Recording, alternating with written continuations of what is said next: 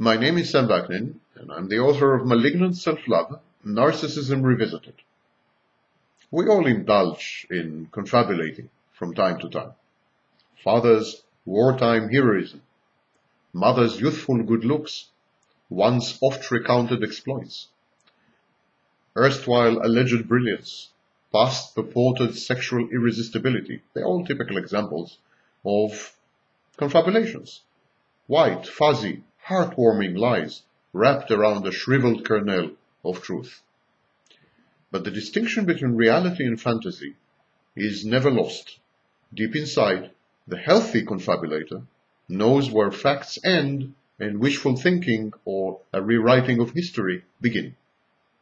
Father acknowledges he was not really a war hero, though he did his share of fighting. Mother understands she was no ravishing beauty, though she may have been attractive. The confabulator realizes that his recounted exploits are overblown, his brilliance exaggerated, and his sexual irresistibility only a myth. Such distinctions never rise to the surface because everyone, the confabulator and his audience, have a common interest to maintain the confabulation. To challenge the integrity of the confabulator or the veracity of his confabulations is to threaten the very fabric of family or society. Human intercourse is built around such entertaining deviations from the truth. But this is where the narcissist differs from others, from normal people. The narcissist's very self is a piece of fiction, concocted to fend off hurt and pain and to nurture the narcissist's grandiosity. The narcissist fails in his reality test. He is unable to distinguish the actual from the imagined, the real from the fantasized. The narcissist fervently believes in his own infallibility, brilliance, omnipotence, omniscience, heroism, and perfection. He doesn't dare confront the truth and admit it, not even to himself. Moreover, the narcissist imposes his personal mythology on his nearest, dearest, and closest. Spouse, children, colleagues, friends, neighbors, and sometimes even perfect strangers must abide by the narcissist's narrative or face his rage and wrath. The narcissist countenances no disagreement, no alternative points of view, no criticism. To him, his confabulation is reality. The coherence of the narcissist's dysfunctional and precariously balanced personality depends on the plausibility of his stories and on their acceptance by his sources of narcissistic supply.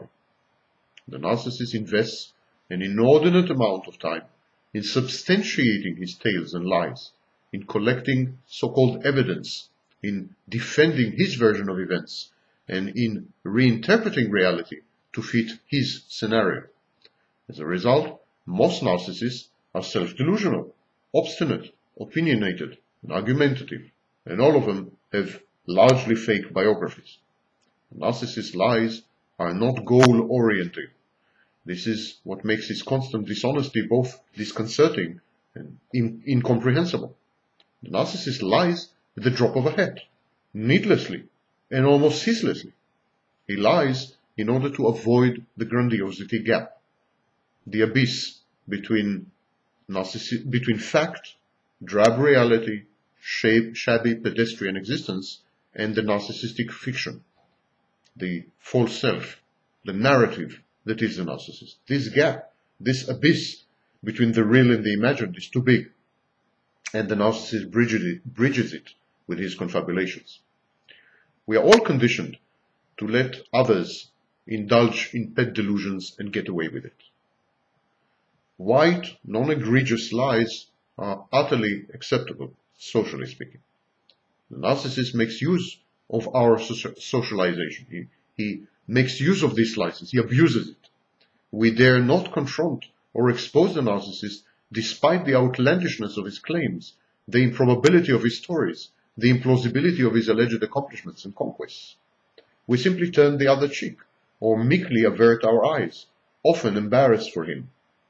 Moreover, the narcissist makes clear from the very beginning that it is his way or the highway. His aggression, or even his violent streak, are close to the surface, under the veneer. He may be charming in a first encounter, but even then there are telltale signs of pent-up abuse. His interlocutors sense this impending threat, this lurking intimidation, and they avoid conflict by acquiescing with the narcissist's fairy tales.